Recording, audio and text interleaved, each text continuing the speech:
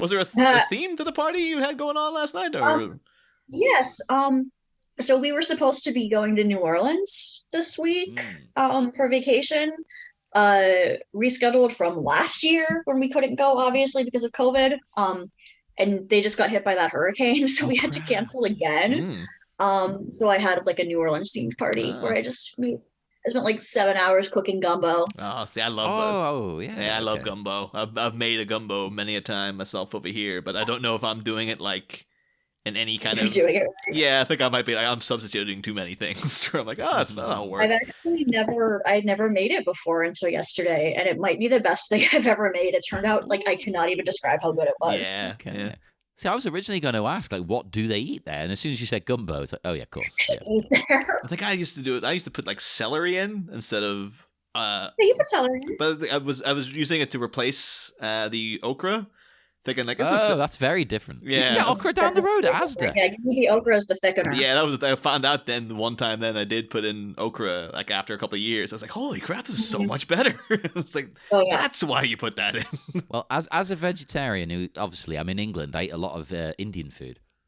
I'm a big fan of okra. Like it's beautiful, it's lovely, but a lot of people think the texture's weird.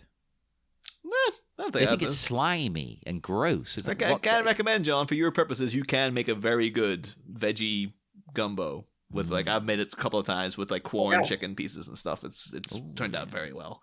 I'm a fan. Also, by the end of it, the okra was cooked down to nothing. Like it just became part of like the flavor sludge. Lose the slimy thing anyway. Exactly. Yeah. All cooked down into like one big mass with sausages in it. What else do they eat there? Is jambalaya from there? We get that here sometimes. Yeah. Po' boys. I had that once about 3 weeks ago, and that's the first time I've ever even heard of that. But anyway, I love the weird pop culture differences between us. Stuff that we take for granted as being normal. I love it. I picked up. I've not tried it yet. During the week, I discovered because you don't get the great range of Mountain Dew over here. No, they've only just brought the original back. Oh, you want a Baja Blast? Oh, that's the thing. No. I discovered there's a shop in town that's not like a special. It's a random corner shop that does all of them. And I was in there like, what the hell? It's like £1.50 a can. But I was like, oh, I'm having this. So I bought Baja Blast, had it for the first time yesterday. Gorgeous. Loved it. Ooh. And I got another one today, which was like, this looks like a jingoistic nightmare. It was called Mountain Dew SA. And it's red, white, and blue flavors. And I'd never heard of any of them, but it was like, it's got Code Red, Whiteout, and Voltage. All mixed together. Yeah, all together is one thing. Is like, this is going to be like a heart attack of caffeine in a can. As I've not tried it yet, I'm saving it for like, whenever I need a surge of energy, I'm going to crack out the Mountain Dew SA.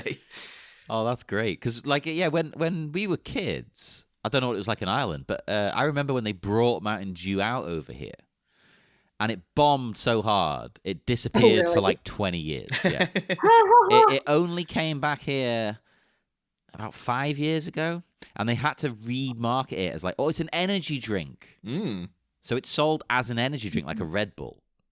Oh, really? Yeah, because of the sugar content. Like, well, it's an energy drink. Yeah. I used to just like drink that with dinner. Like, this country is messed up. I do hope, and like we might even have to get like I know one of our guests would definitely ship it over if I asked him. Like if I asked Dave Palace, would you send us over a bottle of this? He would be like, no problem. But like we of course last season had our whole thing about the Riddler eating Doritos and drinking Mountain Dew. Yeah. And the big revelation is now that with the Batman, Mountain Dew is doing a tie-in called Riddler's Brew. Oh, really? Like, yeah. I was like, if that doesn't come over here, we have to get it shipped over. Because like that's like our idea, essentially. It's like, that's our IP, man. You can't do that.